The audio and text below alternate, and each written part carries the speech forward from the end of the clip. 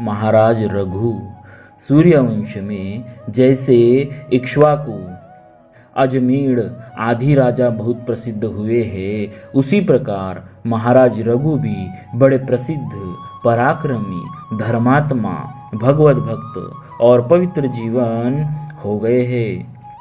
इन्हीं के नाम से रघुवंश प्रसिद्ध हुआ। इसीलिए सच्चिदानंद घन परमात्मा भगवान श्री रामचंद्र जी के रघुवर, राघव, रघुपति, रघुवंश विभूषण, रघुनाथ आदि नाम हुए। ये बड़े धर्मात्मा थे। इन्होंने अपने पराक्रम से समस्त पृथ्वी को अपने अधीन कर लिया था। चारों दिशाओं में दिग्विजय करके ये समस्त भूमिखंड के एक छत्र सम्राट हुए। ये प्रजा को बिल्कुल कष्ट नहीं देना चाहते थे। राज्य कर भी ये बहुत कम लेते थे और विजित राजाओं को भी केवल अधीन बनाकर छोड़ देते थे।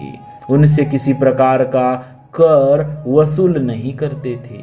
एक बार ये दरबार में बैठे थे कि इनके पास कौत्स्य नाम के एक स्नातक ऋषि कुमार आए।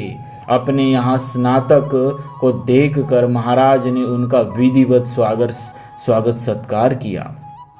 पाद्य अर्घ से उनकी पूजा की। ऋषि कुमार ने विधिवत उनकी पूजा ग्रहण की और कुशल प्रश्न पूछा।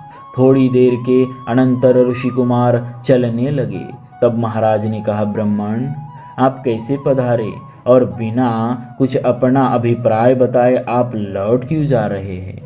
ऋषि कुमार ने कहा, राजन मैंने आपके दान की ख्याति सुनी है। आप अद्वितीय दानी हैं। मैं एक प्रयोजन से आपके पास आया था, किंतु मैंने सुना है कि आपने यज्ञ में अपना समस्त वैभव दान कर दिया है। यहाँ आकर मैंने प्रत्यक्ष देखा कि आपके पास अर्घ्य देने के लिए भी कोई धातु का पात्र नहीं है और आपने मुझे मिट्टी के पात्र से अर्घ्य दिया है। अतः अब मैं आपसे कुछ नहीं कहता। राजा ने कहा, नहीं ब्राह्मण, आप मुझे अपना अभिप्राय बताए।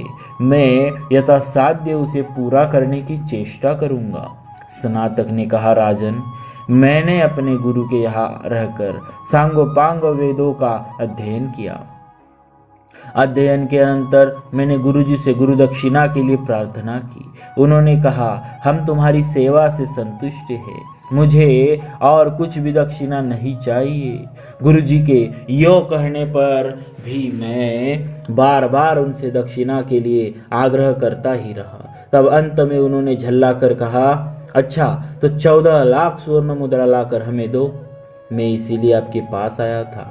महाराज ने कहा, ब्राह्मण मेरे हाथों में धनुष बाण के रहते हुए कोई विद्वान ब्रह्मचारी ब्राह्मण मेरे यहाँ से विमुख जाए तो मेरे राजपाट धन वैभव को धिक्कार है।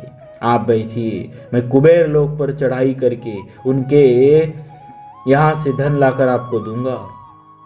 महाराज ने सेना को सुसज्जित होने की आज्ञा दी। बात की बात में सेना सज गई। निश्चय हुआ कि कल प्रस्थान होगा। प्रातःकाल कोषाध्यक्ष ने आकर महाराज से निवेदन किया कि महाराज रात्रि में सुवर्ण की वृष्टि हुई और समस्त कोष सुवर्ण मुद्राओं से भर गया है। महाराज ने जाकर देखा कि सर्वत्र सुवर्ण मुद्राएं भरी है। वह जितनी सुवर्ण मुद्राएं थी उन सब को महाराज ने ऊंटों पर लदवा कर ऋषि कुमार के साथ भेजना चाहा। ऋषि कुमार ने देखा कि ये मुद्राएं तो नियत संख्या से बहुत अधिक है। तब उन्होंने राजा से कहा, महाराज मुझे तो केवल 14 लाख ही चाहिए। इतनी मुद्राओं का मैं क्या करूंगा? मुझे तो केवल काम भर के लिए चाहिए। महाराज ने कहा, ब्राह्मण ये सब आपके ही निमित्त आई है। आप ही इन सब के अधिकारी है। आपको ये सब मुद्राएं लेनी ही होंगी। आपके निमित्त आए हुए द्रव्य को भला मैं कैसे रख सकता हूँ? ऋषि कुमार ने बहुत मना किया, किंतु महाराज मानते ही नहीं थे। अंत में ऋषि को जितनी आवश्यकता थी वे उतना ही द्रव्य लेकर अपने गुरु के यहाँ चले गए। शेष जो धन बचा वह सब ब्राह्मणों को लुटा दिया गया। ऐसा दाता पृथ्वी पर कौन होगा जो इस प्रकार याचकों के मनोरथ पूर्ण करे? अंत में महाराज अपने पुत्र अज को राज्य देकर वन में चले गए। अंत में महाराज अपने पुत्र अजय को राज्य देकर तपस्या करने वन में चले गए।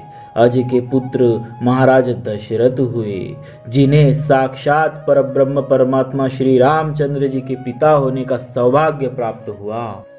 बोलिए श्री महाराज रघु जी की जय, श्री भक्तवत्सल भगवान की जय।